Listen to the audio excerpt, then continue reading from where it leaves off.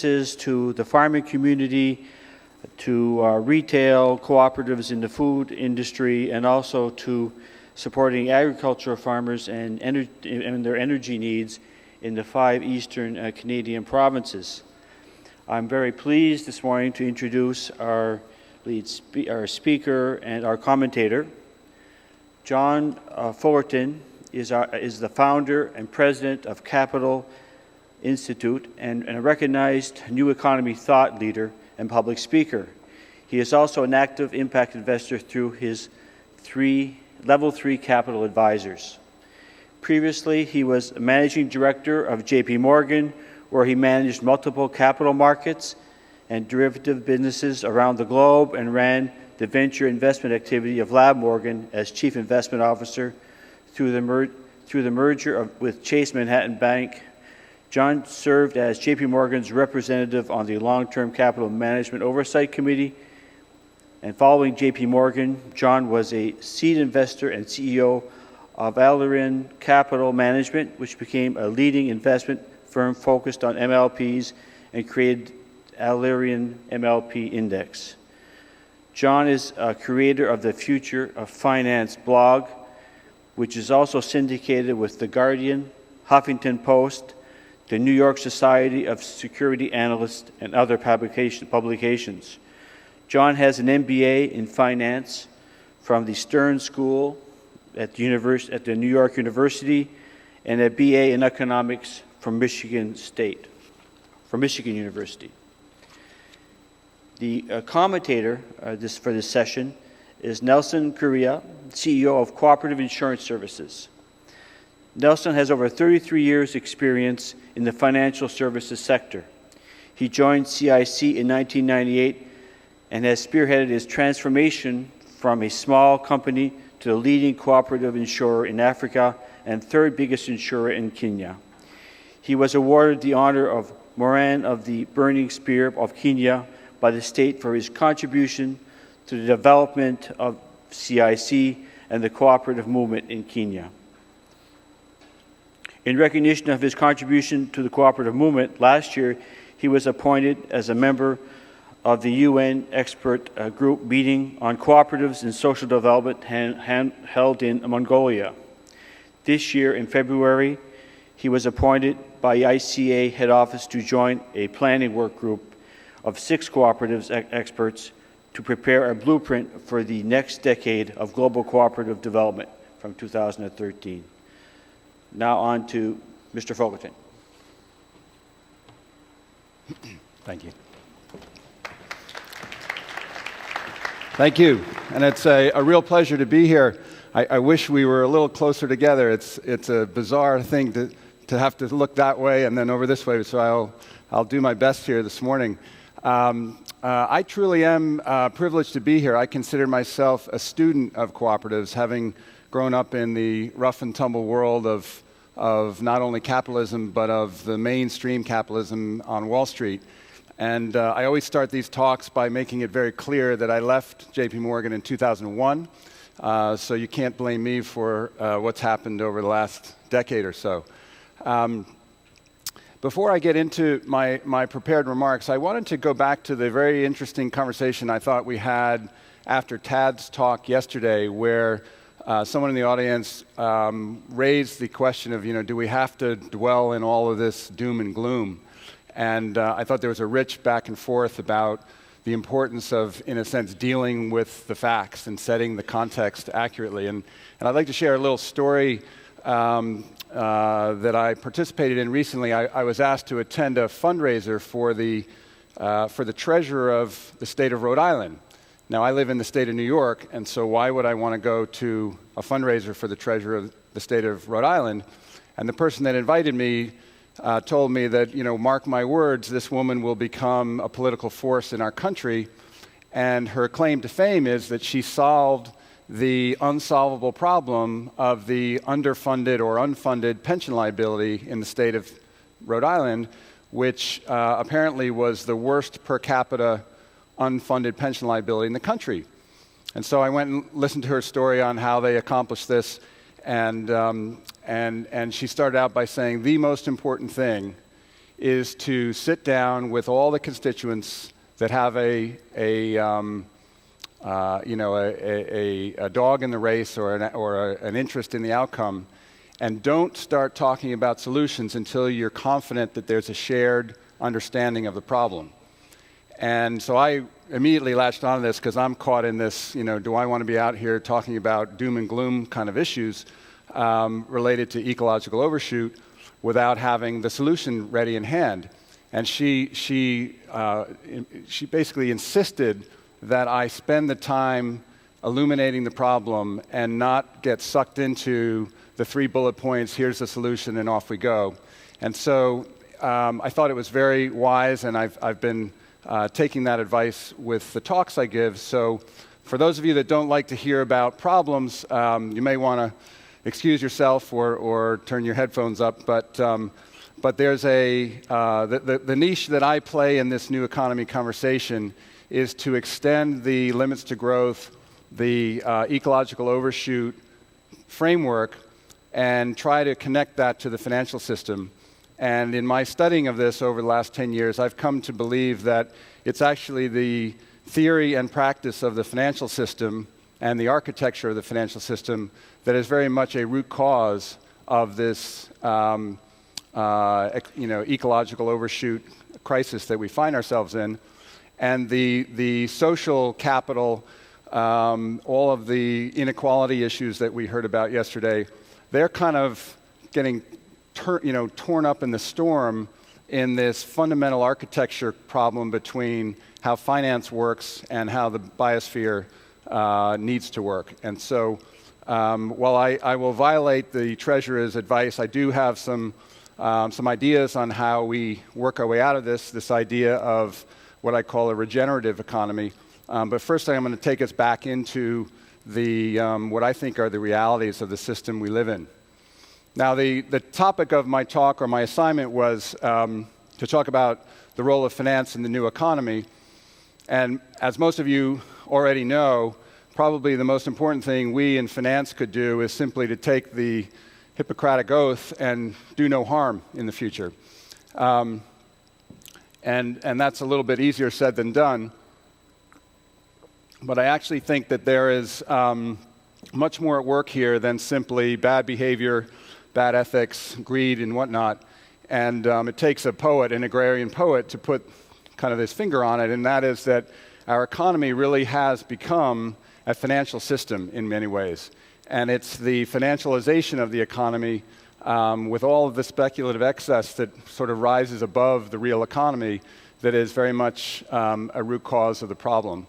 But I think to put this in the right context, it's important to go back to yesterday's conversations, and I'll be brief since we got an earful, a heavy download of it, but I am convinced that we need to stop thinking about finance in this cyclical nature, as a cyclical issue, a boom-bust problem, which is essentially what dominates the headlines today, and recognize that the introduction of the reality that we now have shifted into the Anthropocene, the time when the human economy is impacting the actual functioning of the biophysical systems of the biosphere, that is profoundly new and profoundly different.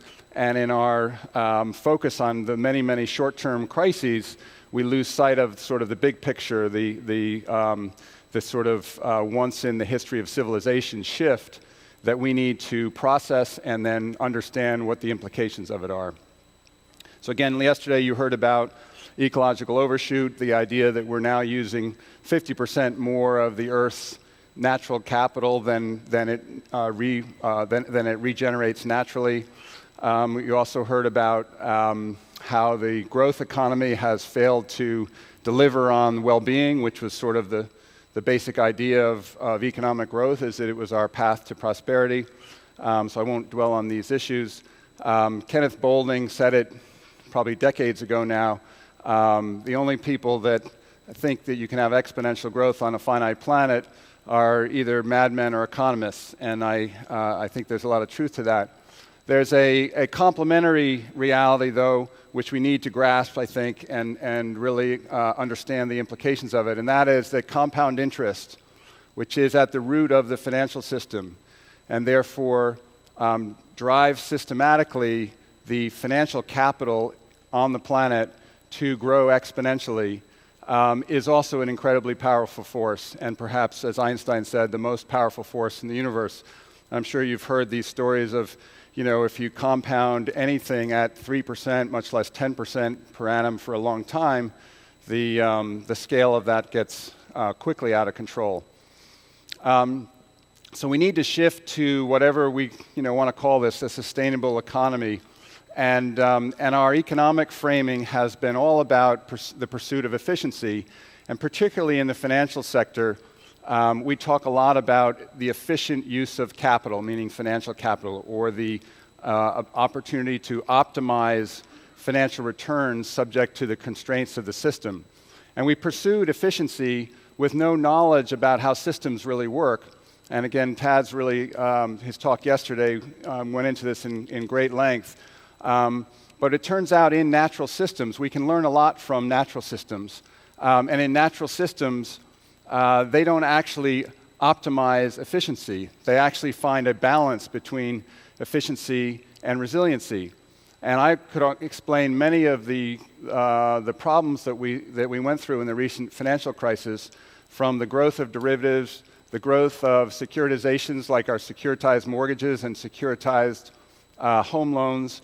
These were all well-intended pursuits of efficiency, more efficient ways to finance and use capital, with no true understanding of the weakness that we were creating in the resiliency of the underlying system. And as we got further and further to the right, and by the way, globalization itself is a move toward efficiency. And so certainly in my entire adult professional lifetime, I've seen the economy and the financial system shifting further and further to the right until it finally broke several years ago. What we're left with is a system that looks kind of like this. There's this thing called natural resources. I've described that as the planet. And we understand them as one of the factors of production. And so we source resources from the planet. We dump our waste, as Peter showed you, I'm sure, yesterday, even though I wasn't able to make his talk, back into the planet or the biosphere. And all of that is in service of the economy and hopefully the people who the economy is for. But all of that is really, in a sense, subservient to the financial actors who drive the capitalist system.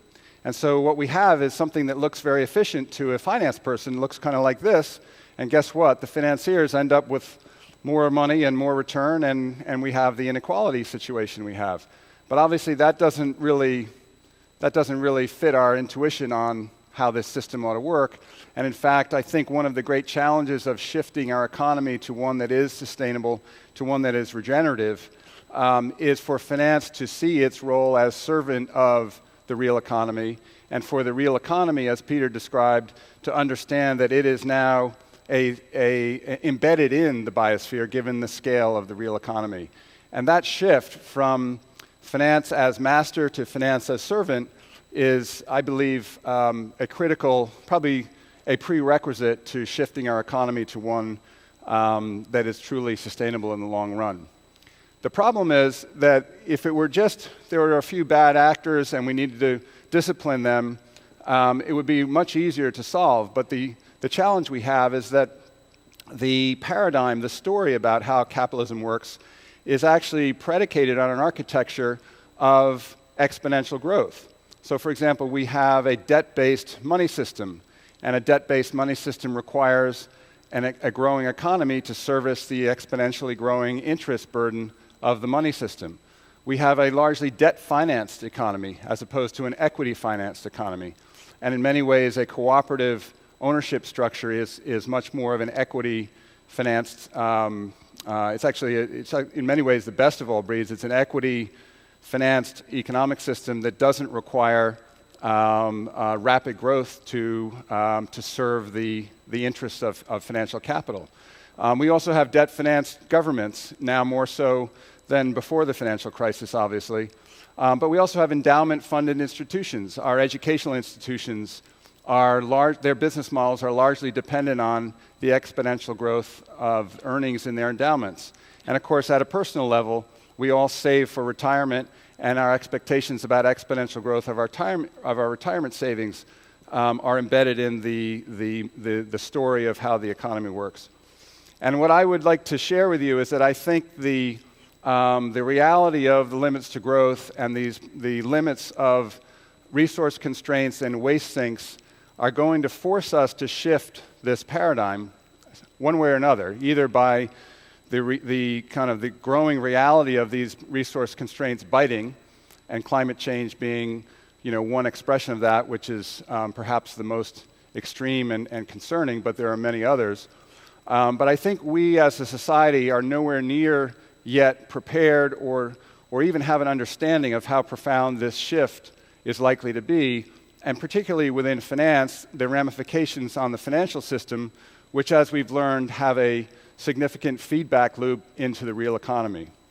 So let me try to make that a little bit real and talk about something that I suggest if you've not heard about yet, you will increasingly in the future, which is this idea of stranded assets.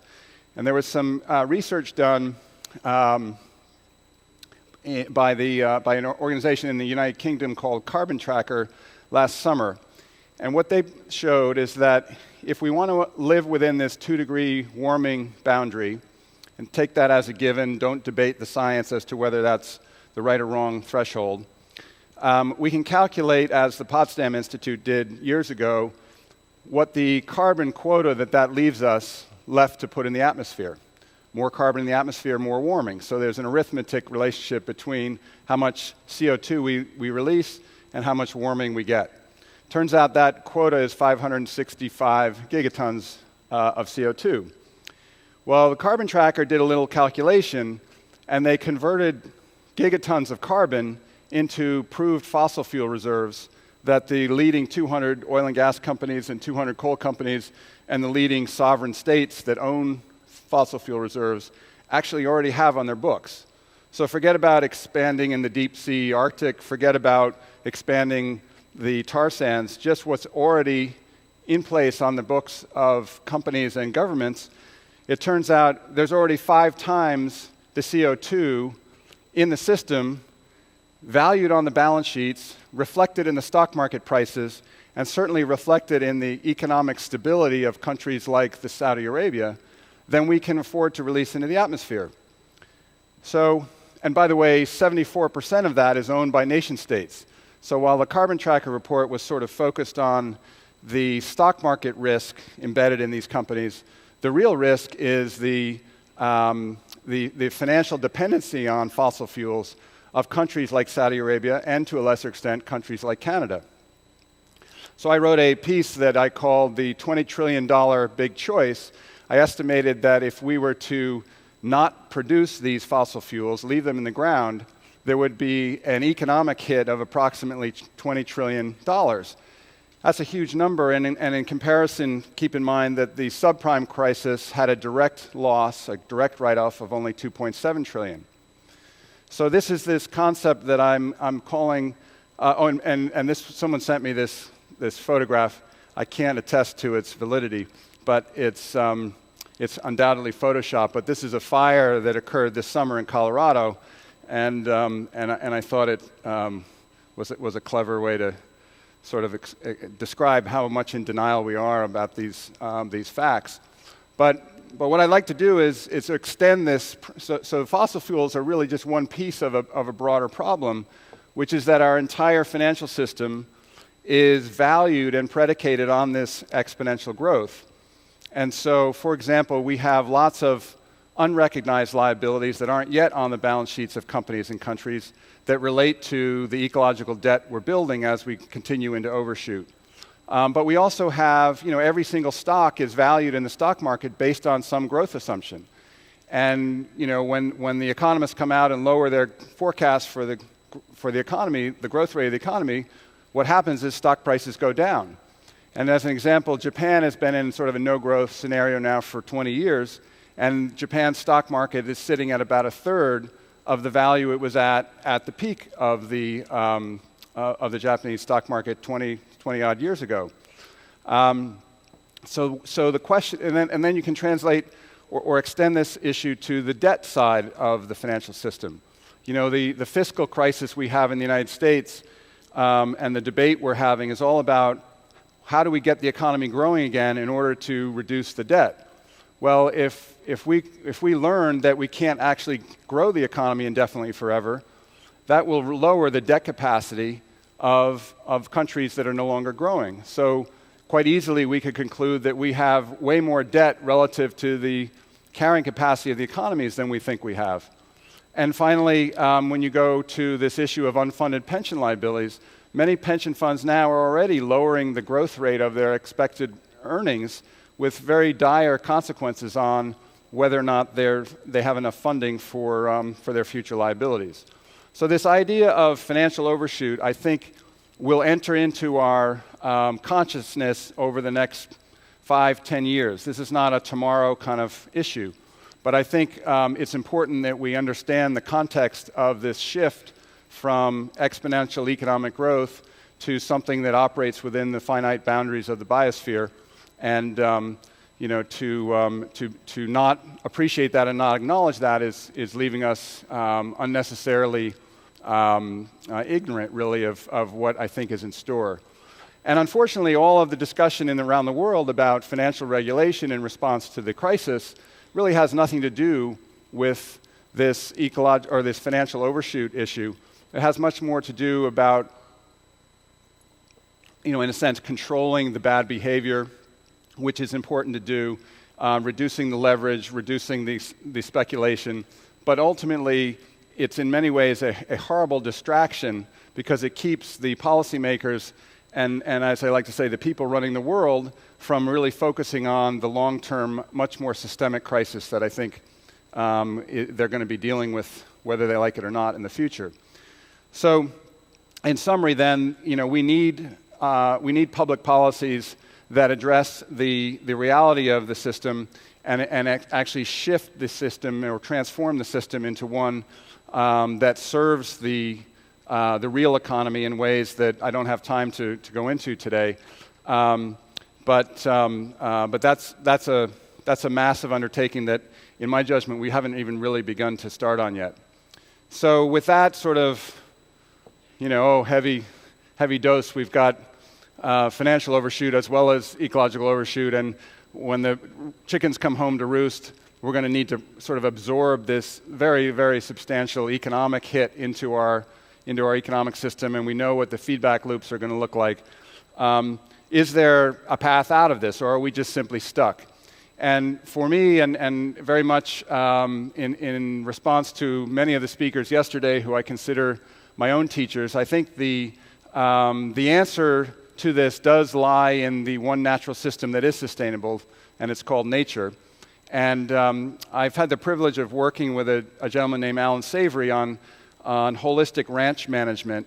And he introduced me to this idea of holism. And it's interesting, the term holism was coined by a man named Jan Smuts, who was a former prime minister of South Africa, and as I understand, the last prime minister prior to Mandela to actually oppose apartheid.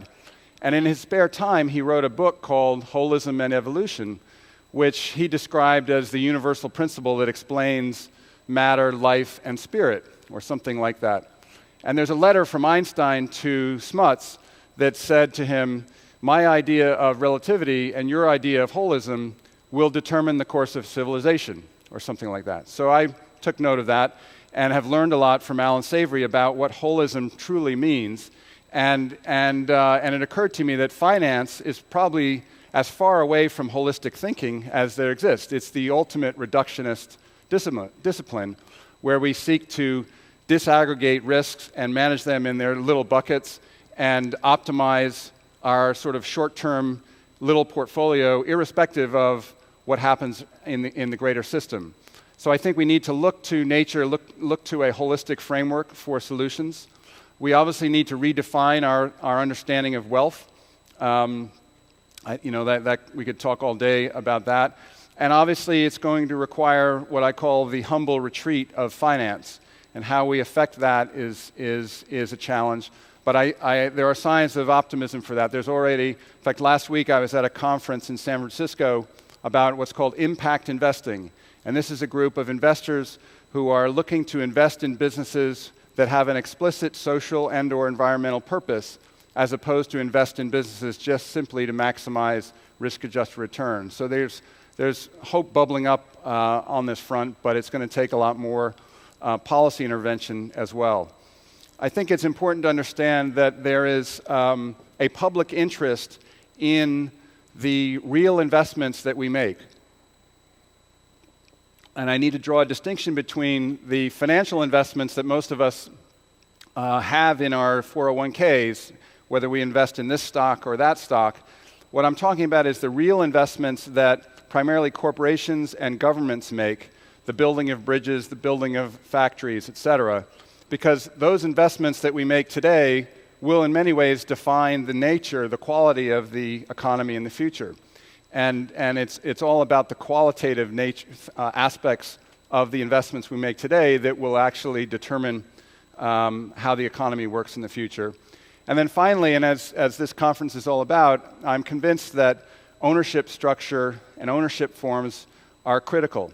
And that's why I'm interested in the cooperative movement, along with other non-public corporation ownership models, because they inherently connect the responsibility of ownership with real people and people that have a stake in the outcome.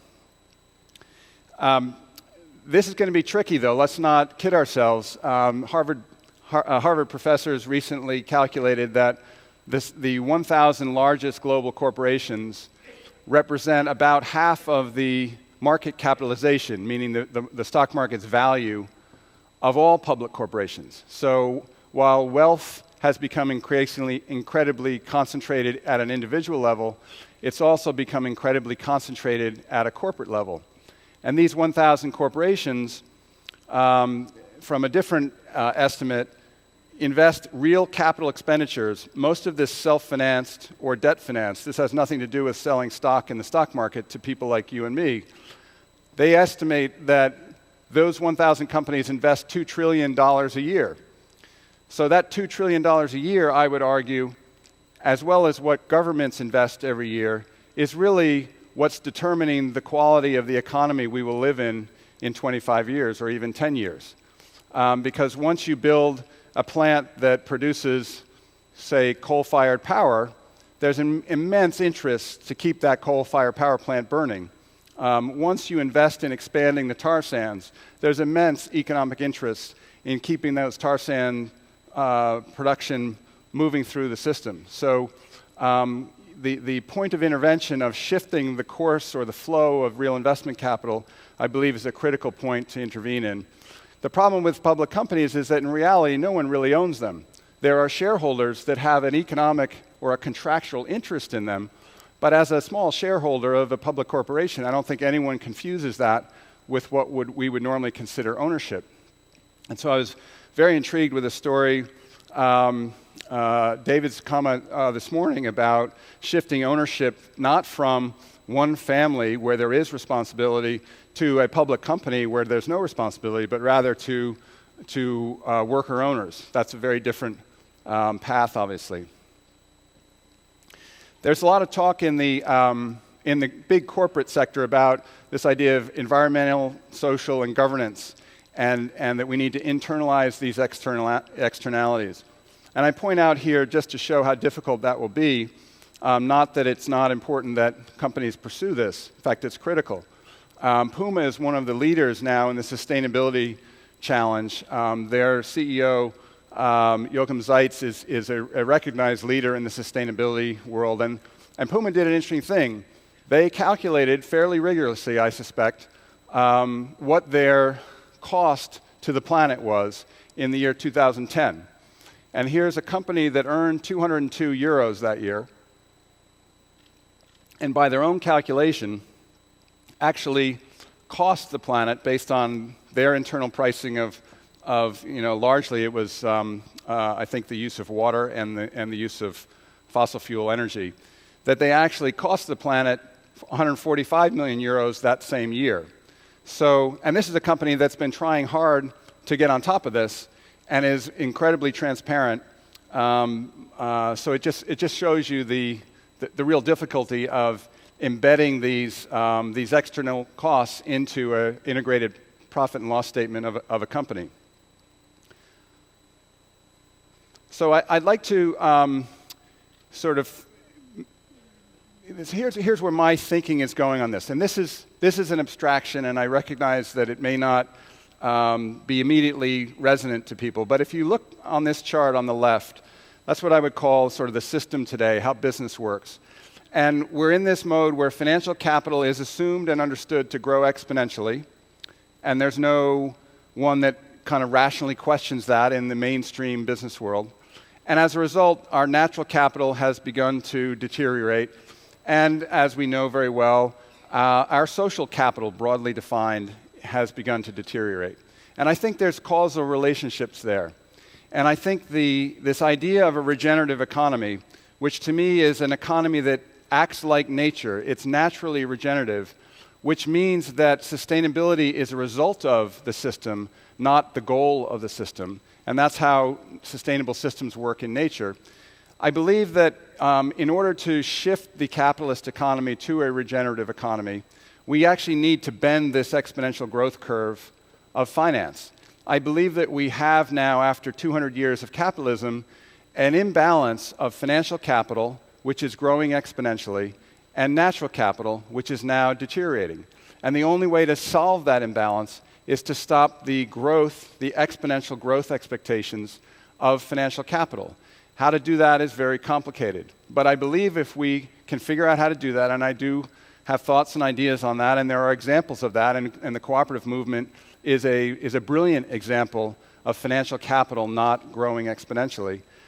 We can stabilize natural capital. We know what needs to be done by and large there. And as a result of that, and I should say subject to population not expanding exponentially, but most importantly, the population of the rich countries not growing, which is where so much of the throughput or the footprint occurs, there's no reason why humanity, social capital, can't flourish. And so it, in my mind, comes down to shifting the way we understand and behave in the financial system. So how does that look in real life? Well, at Capital Institute, we're trying to tell this new story, and we have something called a field guide to investing in a regenerative economy. Now, if you can see on there, we used to call it our field guide to investing in a resilient economy, but we've concluded that it's this principle of this idea of a regenerative economy, which is the higher level idea, and resiliency is really a characteristic of a regenerative economy. If you go to our website, there you can download and see what we're talking about there. Interestingly, and probably the reason I got this invitation, the second field guide we wrote about is the Evergreen Cooperatives in Cleveland, which is the one there in the middle. So I think the challenge we're facing is not a question of solve this problem and solve that problem. It's really, we're in this paradigm shifting need. We need to change the narrative of how the system operates. And Monica Sharma, who I've been privileged to be a student of, really, she's advising Capital Institute and a number of other initiatives that are in the paradigm shifting challenge. This is her framework. She was a career UN person, very successful, particularly in the fight, in the AIDS fight in Africa. And her framing for how to shift paradigms is that you certainly need to start from a place of consciousness, and you certainly need to work on tangible problems on the ground. But at the same time, you need to operate with an understanding that what you're trying to do is shift the system that's actually creating the problems in the first place. And so I've often found that a very useful framework to understand the work that we're really embarked on, is this importance of shifting the way the system operates. So in conclusion, I think it's important to recognize that this is not just a cyclical situation we're in as a result of a recession. This is a sort of first time in the history of the evolution of capitalism where the economic system is actually breaching the boundaries of the planet, and we need to process what that means and think about it very seriously. I talked about this idea that if there is ecological overshoot, by definition, we have this idea of financial overshoot, and that will have ramifications. I've talked about the importance of real investment being the bridge to the economy of the future. So we have a public interest in the real investment decisions of private individual companies and of governments collectively. If there are limits to growth, then it's very uncomfortable for a finance person to process this, but that means there have to be limits to investment as well. There's some finite amount of investment that drives material throughput that the planet will be able to handle. So how do we think about the qualitative natures of the investment we make, and how do we allocate them between the development needs, for example, of the South and the desire for luxury goods in the North? These are complicated moral questions that we need to wrestle with. And finally, and I'm not by any means the only one talking about this these days, this issue of ownership really matters. And so I think the cooperative movement is very much at the cutting edge of the solution set to a regenerative economy. And I would encourage us to think broadly about ownership. It's not just cooperatives, but it's ownership that has responsibility. And if we need to build and find new technology, alternative energy technology, that's capital intensive, that's not likely to be done by a co-op. But we still need to have ownership of these new businesses that develop these new technologies that are responsible and accountable to someone. And so the real issue for me is about ownership. And as I said, again, I think the cooperative movement is one of the really promising pieces of it, which is why I'm here to learn as well. So thank you very much.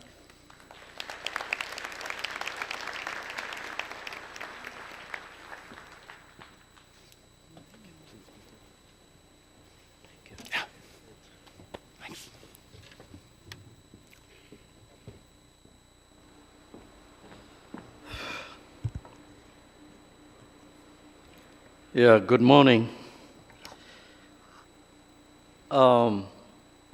Yesterday, William Rees gave us some very graphic details about the ecological overshoot. And today, John has given us the connection between the financial overshoot and the ecological overshoot. Fellow cooperators and friends, since yesterday, the evidence regarding the failure and impact of the global economic system on the biosphere is irrefutable.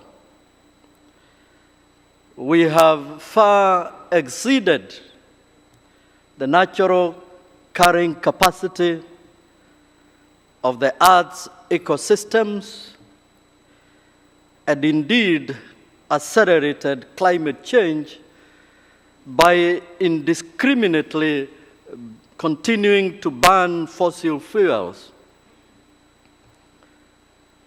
And our current global economic system is not sustainable. And I dare say the clock is ticking towards an economic and ecological catastrophe of monumental proportions. The good thing is that we know what should be done to forestall the eventual catastrophe. But the saddest thing, however, is the fact that we are paralyzed by inaction due to greed and selfishness. And I want to put it to you, ladies and gentlemen, that we have to pay a high price for our misadventure in terms of an irresponsible and insatiable appetite for growth in pursuit of affluence, or is it opulence for a small global elite? We have destroyed the environment pursuing this affluence. And indeed, like somebody said yesterday, in pursuing wants rather than needs.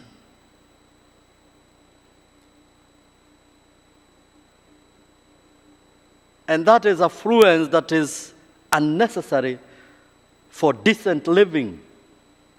In fact, it militates against the same. And of course, given the limited resources of the earth, affluence is not attainable by the vast majority of humankind. And the rich North must wake up to the reality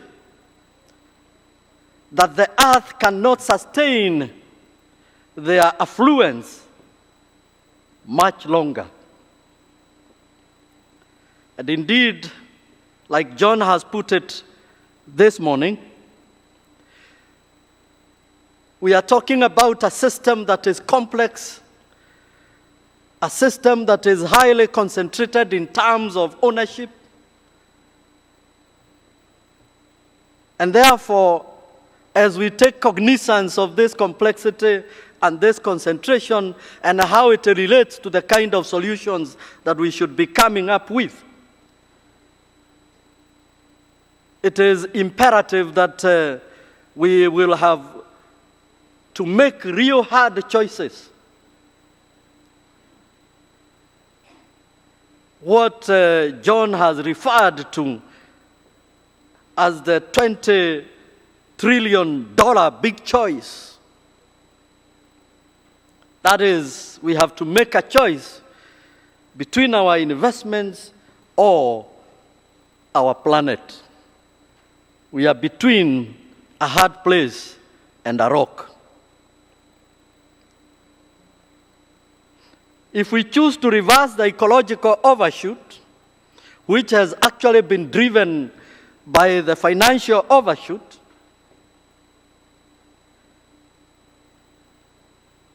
there will be inevitably an associated destruction of financial asset value. And this brings the million-dollar question. Will the rich nations have the courage to do this, to take these hard decisions?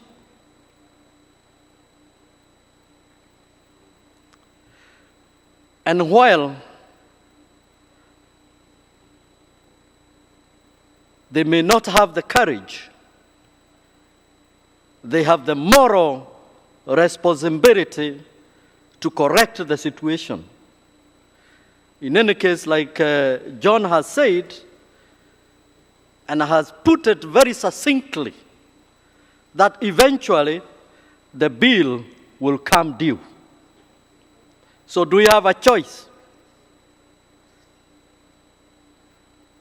Or we shall choose the proverbial ostrich approach of burying our heads in the sand with a looming crisis. Of course, I do recognize that I'm virtually the only speaker from Africa, the South. And coming from Africa,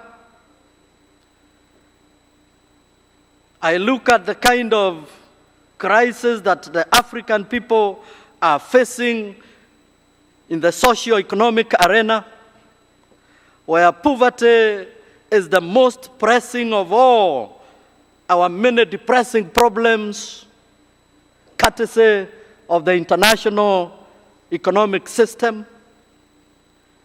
And indeed, we suffer the indignity of being the poorest people on earth. Yesterday, the issue of poverty was put in proper context in terms of understanding poverty and knowing poverty. And I want to say that you can only understand poverty properly by understanding the very manifestations of poverty. That poverty is not just talking about that statistical aspect of it being below $1 or below $2. We are talking about poverty. Poverty means hunger. And we are talking about 1 out of 3 Africans that do not have enough food to eat. And indeed, it has been estimated that about 150 million Africans are victims of chronic hunger.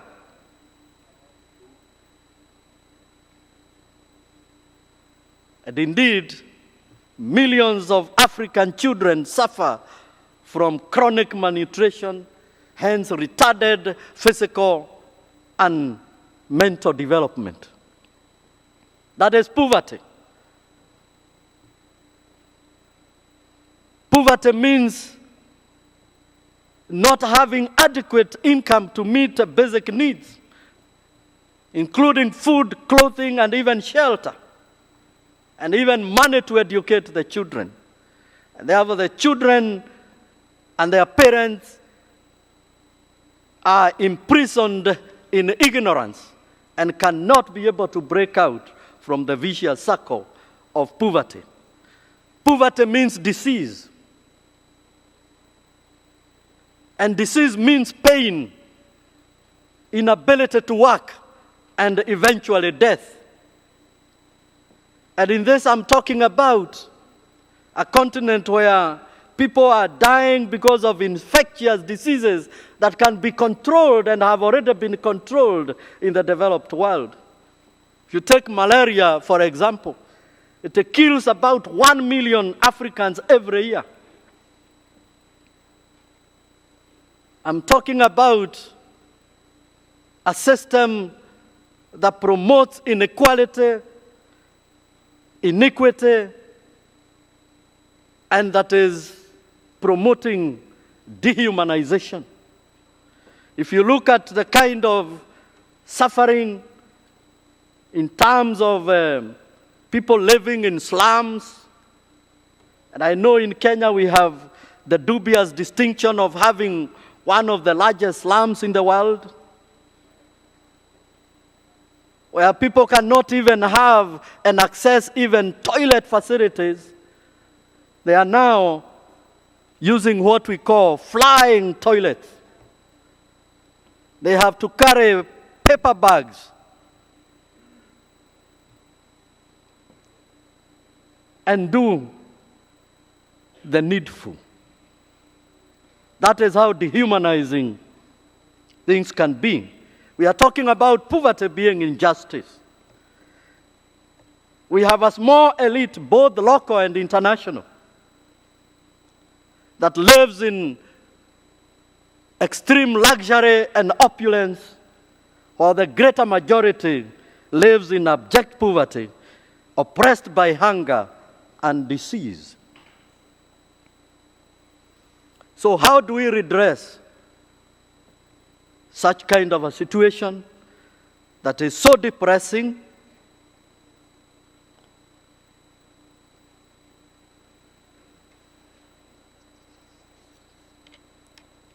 We have to make hard decisions. As we talk today, a lot of money has been poured to our continent by way of aid, but it looks like a bottomless pit. We are talking about increased indebtedness. And even as we look at those hard solutions in order to contain the financial overshoot and hence the ecological overshoot. We have to moderate the consumption of natural resources, and this might have the attendant aspect of increasing indebtedness for the South, countries in the South that are already deeply in debt. But the chickens have come home to roost. I dare say that all of us will have to work together in making these hard choices. The whole world, all of us, as stakeholders, using the cooperative spirit and having a unity of purpose and taking cognizance of the aspect of mutual benefit that underpins the cooperative model, so that we may be able to address this looming crisis. So we must all work for a just and prosperous world, and I believe this could be achieved through the cooperative enterprise as an alternative model. The cooperative model brings together the aspects, the social aspects, and economic objectives, and I dare say that the two are not in contradiction. For most of us who work in mutuals and cooperatives know that the two go very well, and therefore there should be no fear whatsoever that going the cooperative way will compromise commercial success. In any case, we also need to redefine success from the point of view of sustainability. And I want to say that as cooperatives, we have the wherewithal to promote responsible use of resources, to promote equity and justice. Because, like I have said, our social responsibility is in our DNA. And cooperatives have demonstrated their resilience, and particularly so during the global financial crisis. So I want to end by saying that cooperatives must be the voice of the voiceless. They must also be the voice of reason, where selfish and narrow interests threaten common good. And indeed, ICA should play a leading role in this endeavor. Cooperatives have historically provided a more humane and appropriate response to socio-economic challenges caused by free markets. And I say we are in it together, all of us. And I conclude with this quotation from Ban Ki-moon, the UN Secretary General, who had this to say, that we have one planet together, which is our home. As people, as nations, as species, we all sit in this same boat. So, we have a responsibility and an important role to play to save our planet. Thank you very much.